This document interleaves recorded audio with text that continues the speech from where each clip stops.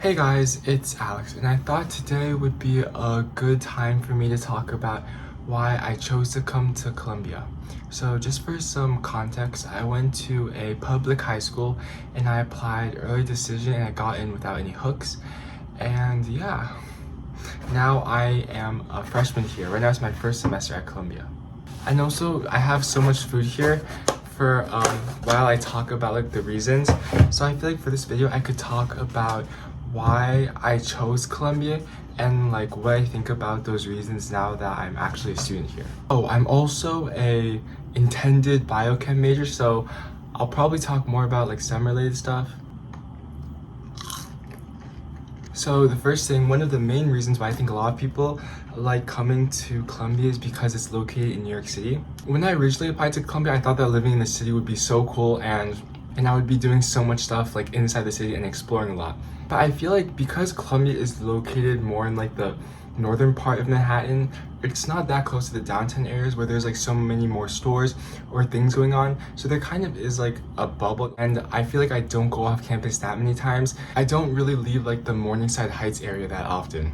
But yeah, when I applied, I thought I would need one of those like weekly subway passes. Like I would be like going all over New York City so often, but actually I do not do that because I feel like there's just not enough time, especially during weekdays if I have like classes and then clubs, and on weekends that's usually when I'll try to explore the city more. Also, living in the city is so expensive. Like sometimes going out for one meal will cost like at least $30 if it's not like a street food kind of thing.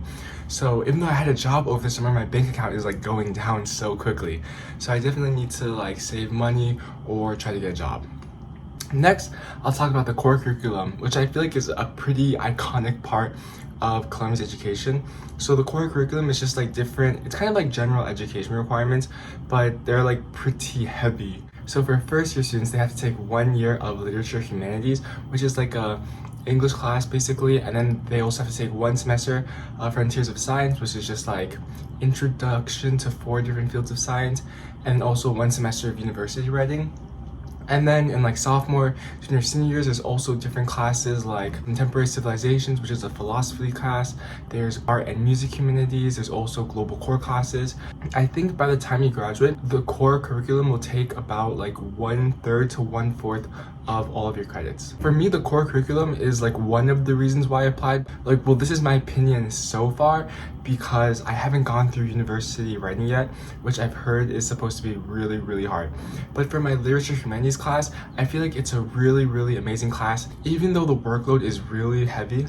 Like so far this semester, these are the books that we've read, and there's also more books. Like we read Genesis and other texts from the Bible, and I feel like this class is like the most reading I've done in like this amount of time. This was a lot of reading to do. But I do feel like I'm becoming more cultured just because like the texts that we're reading are so iconic. They're so commonly referenced in pop culture, like Greek mythology for the Odyssey and also the Iliad, and also just understanding more about the Bible. For Frontiers of Science, which is like the general science class, I like it because I'm a STEM major. For both my literature humanities and my Frontiers of Science class, my professors are so amazing. Like I'm so grateful that I have these professors, but I've heard that sometimes these classes are kind of like professor dependent. I feel like it's nice having this balance between STEM and the humanities because I did like taking like AP Lit and like different social studies classes inside high school, but all of this is just like my initial impression because I still have not gone through like a lot of the core classes. My third reason is kind of shallow, but I just thought Columbia's campus is so beautiful. I just really, really love the architecture of the campus,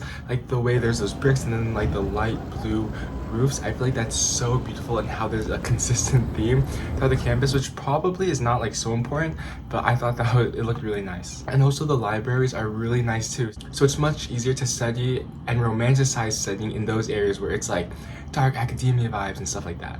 Although some of the facilities are old and they might not be like as many elevators and stuff, which is like a downside. Like even though I've never gone, I've heard that Columbia's gym is small and that it gets crowded quickly. Bruh. My fourth reason is about the academic rigor because of course like the main reason for college is to learn, and I feel like the academic rigor of the classes would be like really useful and I would just be able to learn a lot. And so far the courses definitely have been academically rigorous.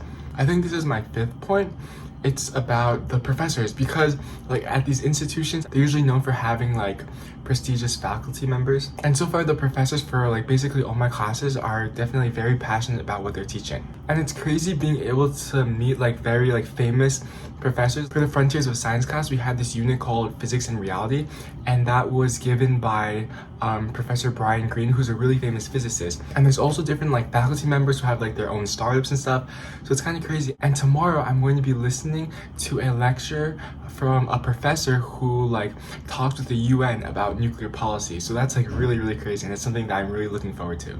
But one downside is that for like introductory classes, it's usually like more of a lecture style instead of a seminar style, so sometimes it's hard to get to know the professor in those classes. But I think that's usually for like intro level courses. Sixth reason is the academic opportunities, because there's actually a lot of opportunities. There's a lot of different clubs like that are more like major oriented or like pre-professional, but then there's also a lot of just like niche clubs for your interest.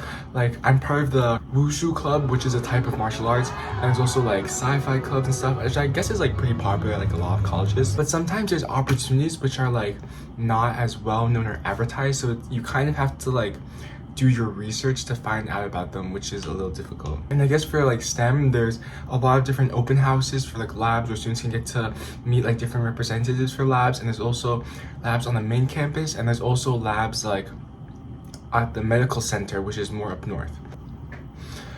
For my last point, it's about the people at Columbia, and Columbia is known for having like a diverse student body, which is really nice. I get to meet people from a lot of different countries, also people from all different parts of the United States and from different backgrounds. And because everyone is super motivated, there's like this really prevalent grind culture on campus. Like there's this library, Butler Library, which is open like 24 hours every single day of the week.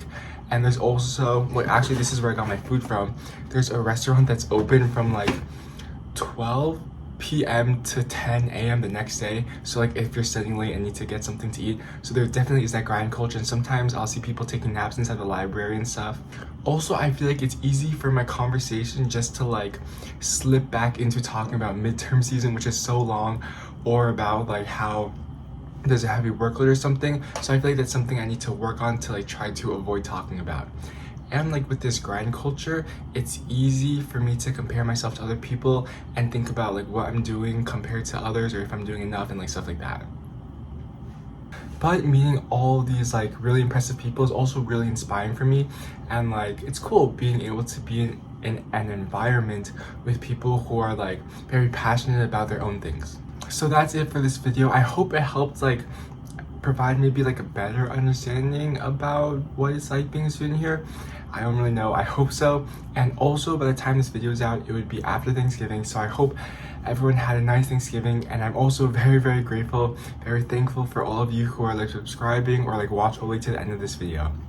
So thank you so much for staying all the way here, and I hope like whatever you're doing, it goes well.